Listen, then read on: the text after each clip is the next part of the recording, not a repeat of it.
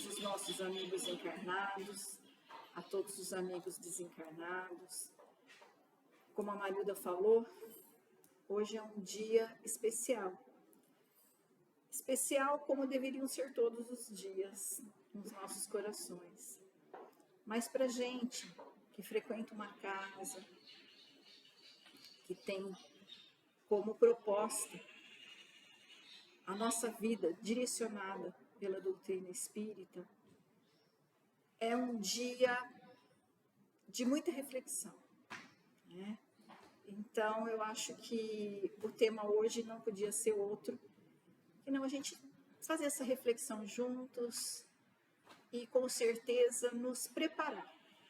Porque quando a gente faz as comemorações, a gente reúne a família, faz a ceia, a gente, na verdade, nessa união, nessa confraternização que a gente faz, a gente está somando vibrações num planeta tão necessitado de boas vibrações. Então, que a gente se prepare, que a gente tenha já o coração já envolvido por uma atmosfera que nos permita, no momento da celebração, enviar as melhores vibrações que a gente tem dentro de nós. Bom,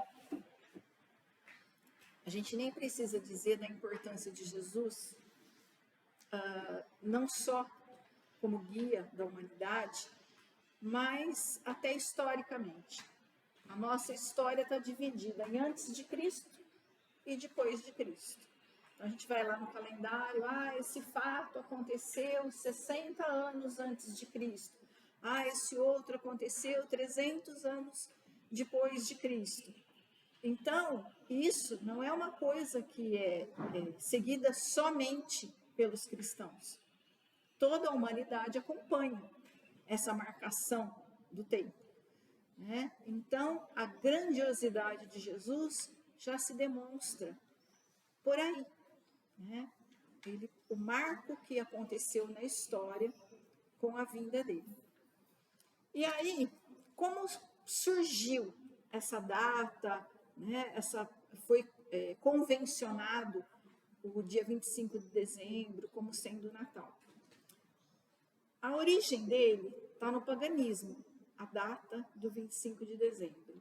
Muito provavelmente, né, vários estudos falam sobre isso, que Jesus não nasceu em dezembro. Por quê? Porque pelas escrituras que foram feitas na época, era outra estação do ano, né? Então, pelos cálculos que existem, Jesus deve ter nascido entre março e abril.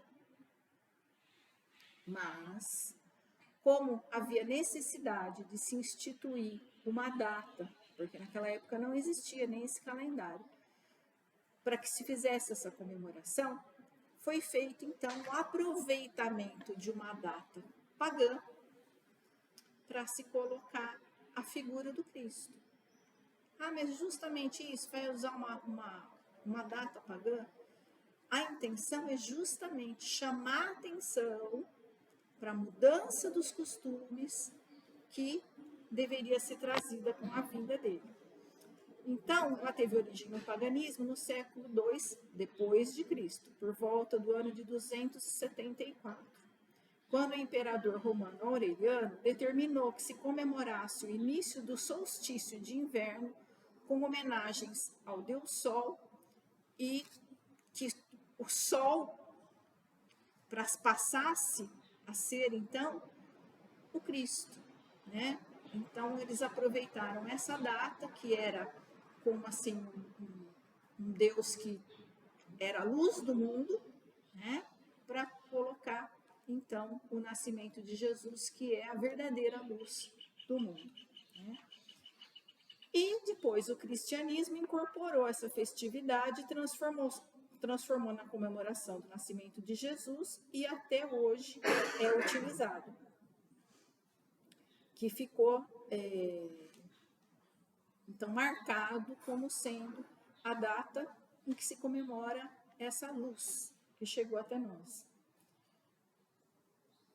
O decreto de que o nascimento de Jesus seria comemorado pelos cristãos no dia 25 de dezembro foi estabelecido pelo papado de Júlio I, no século III depois de Cristo, e considerado feriado no Império Romano só no ano 529.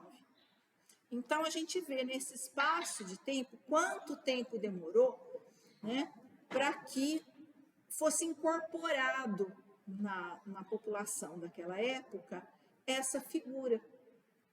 Né? Eles ainda faziam menção àqueles antigos conhecimentos, aquelas antigas crenças, e demorou quase 300 anos para que isso fosse incorporado. Quando a gente pensa, nós somos de um país jovem, o Brasil é um país extremamente jovem. Quando a gente pensa em 300 anos, para nós é muito tempo, né? Porque há 300 anos atrás, no Brasil, como que era? Né? Então, quando a gente pensa em termos de Brasil, houve um avanço muito grande, mas na época em que Jesus nasceu, que existiu o Império Romano, aquela parte do Oriente e tal, gente, povos milenares, 300 anos não é tanto tempo assim. E para a mudança de costumes de um povo ainda bastante endurecido, inflexível, com crenças muito arraigadas, a gente vê até hoje no Oriente Médio, né, quantas crenças são ainda tão difíceis de serem permeadas, de serem alteradas. Então, esses 300 anos foram para que houvesse a aceitação, digamos assim, da população, para que se fosse considerado, então, um feriado. E a Igreja Católica, no princípio, percebeu que teria que usar de artifícios para poder cristianizar o povo romano. Justamente isso que eu falei, né? Então, eles ainda tinham crenças politeístas e que para aceitar a vinda de Jesus, do Cristo, tinha que ser feita de uma forma gradual. Não dava para que fosse através da imposição, porque senão não conseguiria não.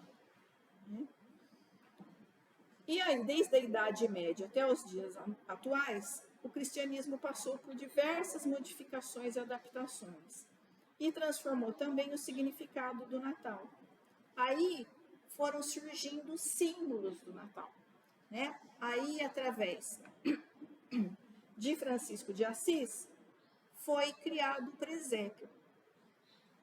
Né? Com as figuras, Maria, José, o pastor, os reis magos. Então, foi criado por Francisco de Assis como uma forma de homenagear e eternizar aquele momento do nascimento, da manjedoura. Né? A árvore de Natal veio com Martinho Lutero, Papai Noel com São Nicolau, né, que fazia distribuição, era um bispo turco do século IV, que ele dava presente para as crianças da região dele.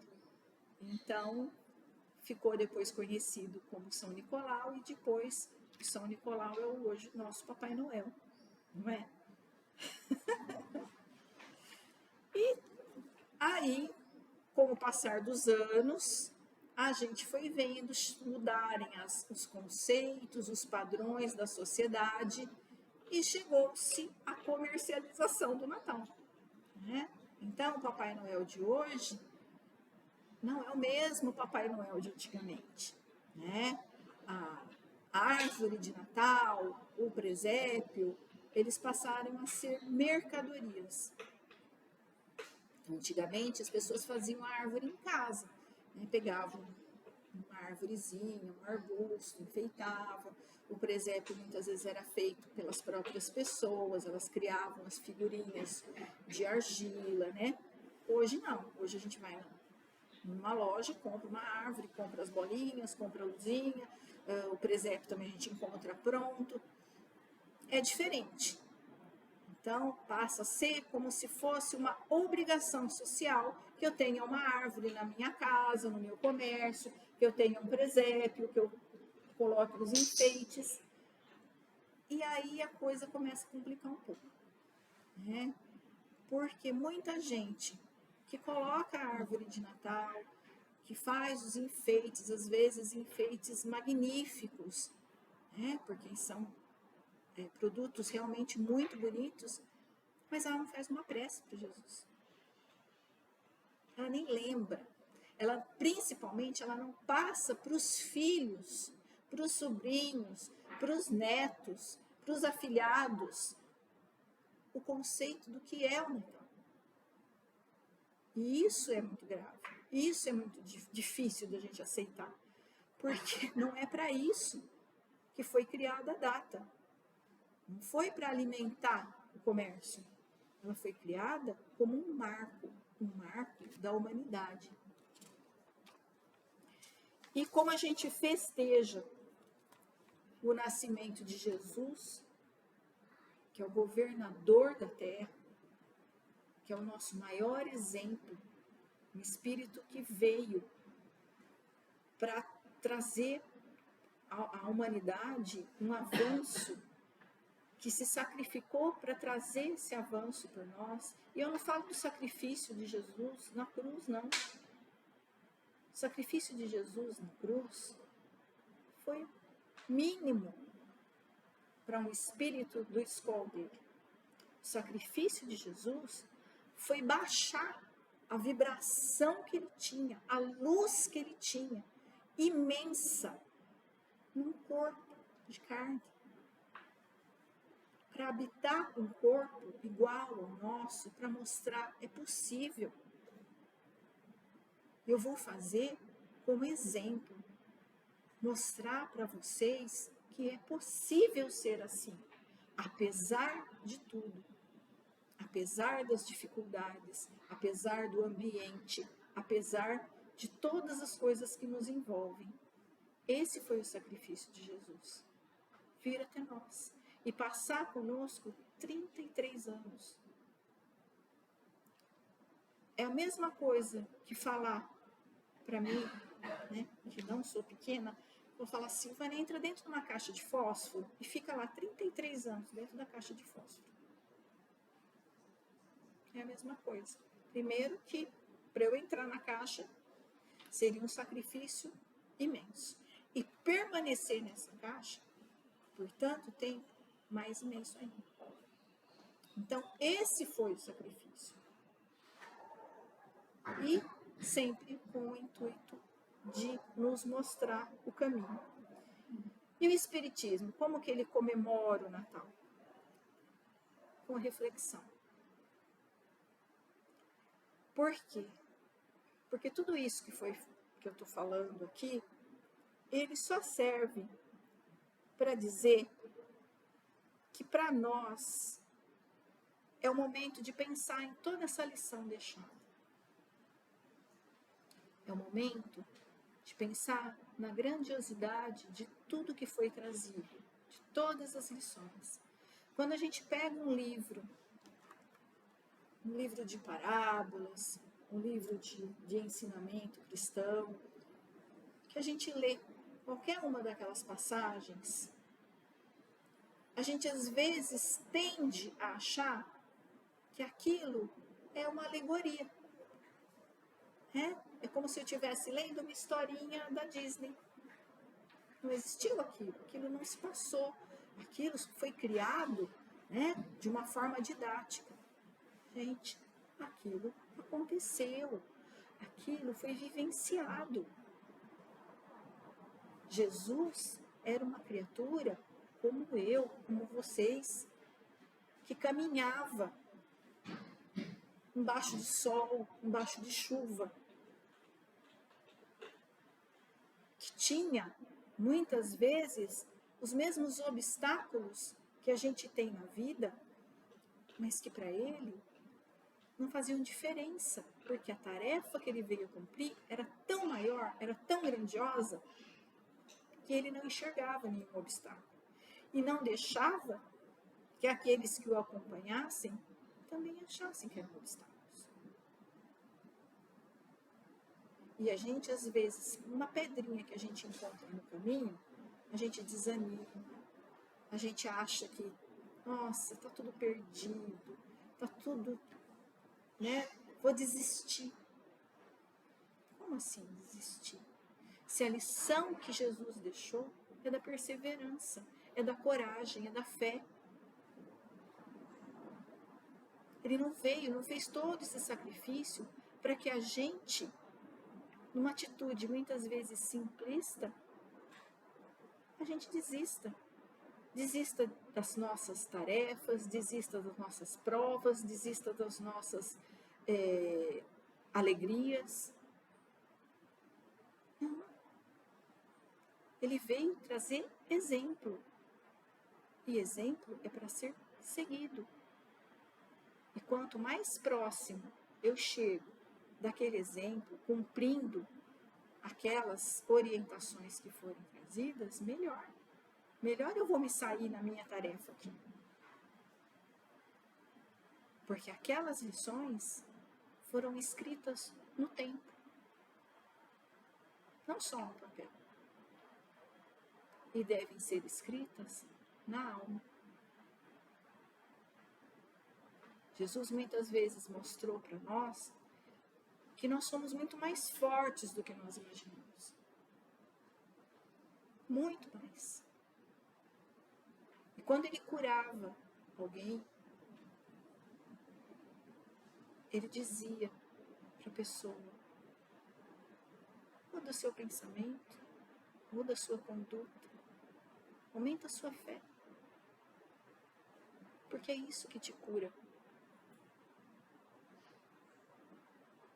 E nós muitas vezes pedimos,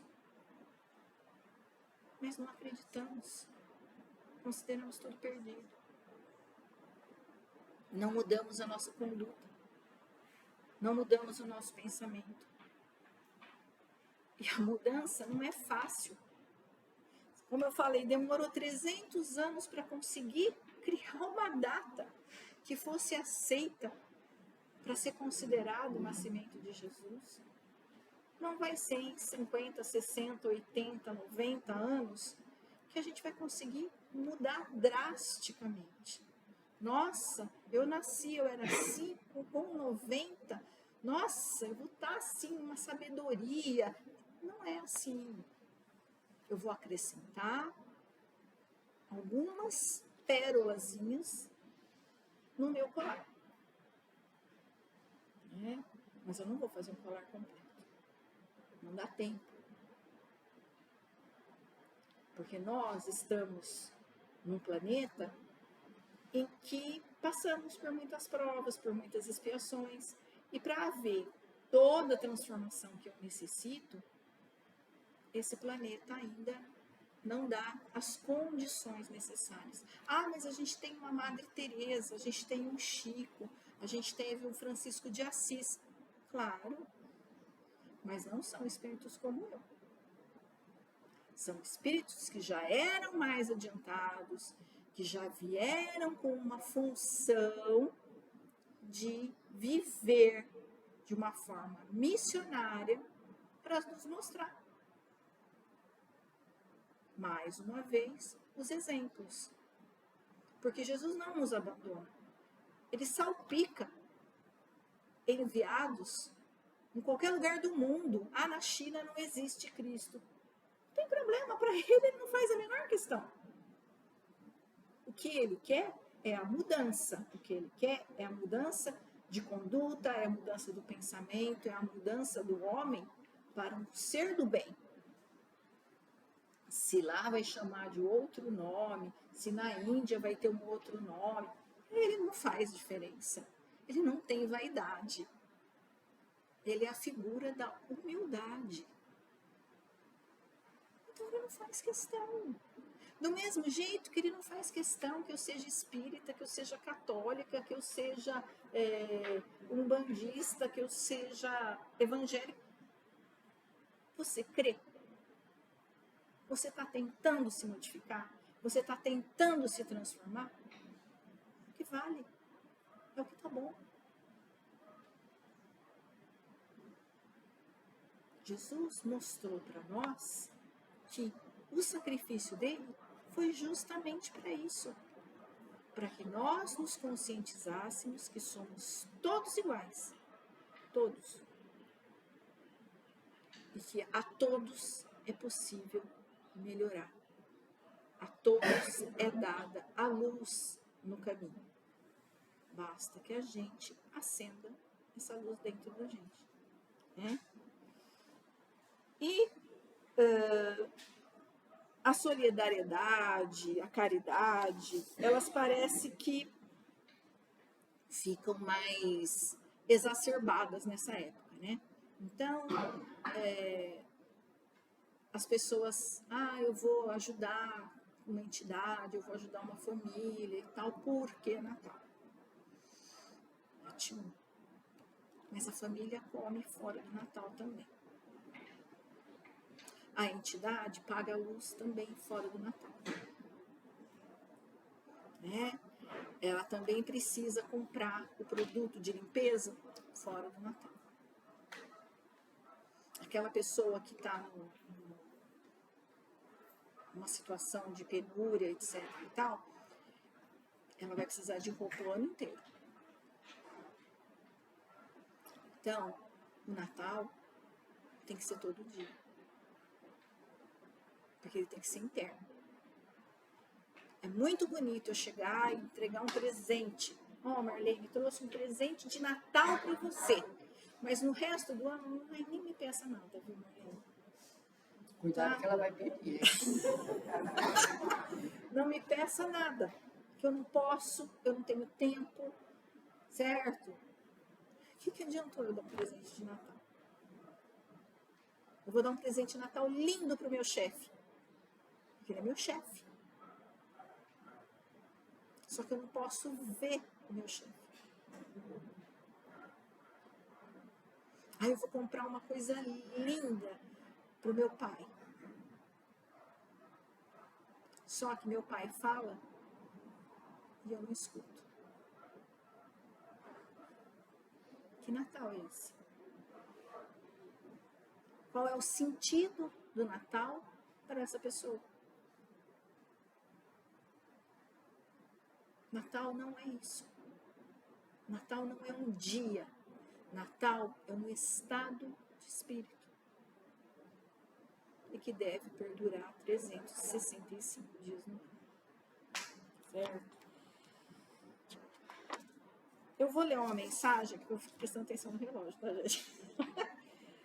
Eu vou ler uma mensagem de Emmanuel, chamada Natal do Cristo. Na verdade, eu vou ler duas mensagens. Uma é do Emmanuel, outra é do André Luiz. Porque eu acho que essas mensagens, elas dizem muita coisa.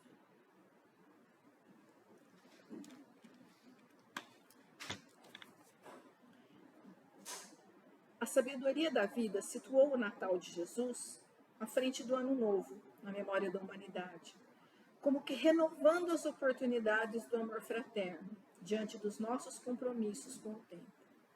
Projetam-se anualmente sobre a Terra os mesmos raios excelsos da estrela de Belém, clareando a estrada dos corações na esteira dos dias incessantes, convocando a alma em silêncio à ascensão de todos os recursos para o bem supremo. A recordação do Mestre desperta novas vibrações no sentimento da cristandade. Não mais o estábulo simples, nosso próprio espírito, em cujo íntimo o Senhor deseja fazer mais luz. Santas alegrias nos procuram a alma, em todos os campos do idealismo evangélico. Natural o tom festivo das comemorações.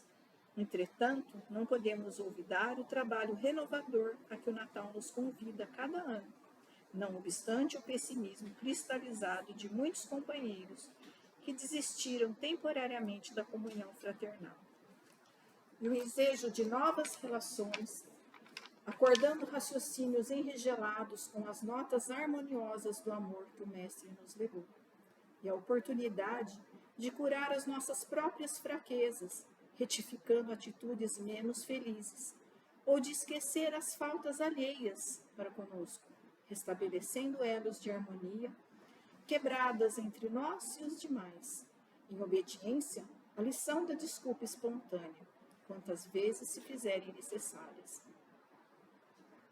É o passo definitivo para a descoberta de novas sementeiras de serviço edificante, através da visita aos irmãos sofredores e da aproximação com aqueles que se mostram inclinados à cooperação no progresso, a fim de praticarmos intensivamente o princípio de amarmos uns aos outros. Conforme a nossa atitude perante o Natal, assim aparece o Ano Novo à nossa vida. O aniversário de Jesus precede o natalício do tempo. Com o Mestre, recebemos o dia do amor e da concórdia. Com o tempo, encontramos o dia da fraternidade. O primeiro renova a alegria, o segundo reforma a responsabilidade. Comecemos oferecendo a ele 5 minutos de pensamento e atividade. E a breve espaço, nosso espírito se achará convertido em um altar vivo de sua vontade para com as criaturas, nas bases da sabedoria e do amor. Não esqueçamos, se Jesus não nascer e crescer na manjedoura da nossa alma, em vão os anos novos se abrirão iluminados para nós. Então ela já diz, né, que é o Natal para nós. E aí tem uma outra mensagem aqui, que é de André Luiz. Ela foi recebida numa reunião no Centro Instituto André Luiz, em 22 de dezembro de 2002. Neste Natal, por algum momento, pacifica a tua alma para receber as vibrações de amor que te falam de um tempo excepcionalmente afortunado à humanidade. Distante de formalidades e comemorações exteriores, medita no significado real desta data e começa a trabalhar na renovação da forma que te é própria de saudar o Natal. Esquece por momentos as cepipes e licores, vestes e presentes, sons e ornamentos, e interioriza-se. Deixa que a luz maior te banhe o entendimento, te levando a um lugar à parte, distante das frivolidades, para falar de alegrias que realmente importam ao seu progresso espiritual. Como te encontras desde o último Natal? Olhando em torno, sentirás tristeza, por certo, porque o mundo prossegue envolto em sombras, malgrado todas as esperanças de um tempo mais íntegro, melhor. Isso porque não bastam súplicas e desejos, é necessário trabalhar na edificação da paz. Renova, por esta razão, teu modo de apresentar-se à grande festa da luz. Envolve-te ricamente, porém, nas vestes do amor e do bem. Alimenta-te fartamente, mas de bom ânimo e coragem. Bebe em abundância, apenas do licor da alegria e da esperança. Presenteia sem erro, paz e harmonia ao teu próximo. E roga para ti os mimos imorredouros do aperfeiçoamento como lembrança preciosa e definitiva. E tenha paciência com as dificuldades, tolerância com as diferenças, benevolência com os equívocos, misericórdia para com os erros, perdão para as ofensas, prudência para as ilusões, equilíbrio para os desejos, sensatez para as escolhas, sensibilidade para os olhos, delicadeza para as palavras, discernimento para os ouvidos, resignação para a escassez, responsabilidade para a fartura, coragem para as provas, fé para as conquistas, amor para todas as ocasiões. Somente assim viveremos de Natal a Natal, conforme a orientação cristã do Espiritismo, que nos recomenda raciocinar para compreender, amar para engrandecer e trabalhar para realizar. Um maravilhoso Natal a todos, que seja de muita luz, a luz interior, da alegria, do bem, da harmonia e da sensação do dever cumprido. Que tenhamos, então, uma noite de reflexão, uns minutinhos para a prece. E o restante do ano para comemorar as conquistas desse Natal. Que assim seja. Muito obrigada. Gostei desse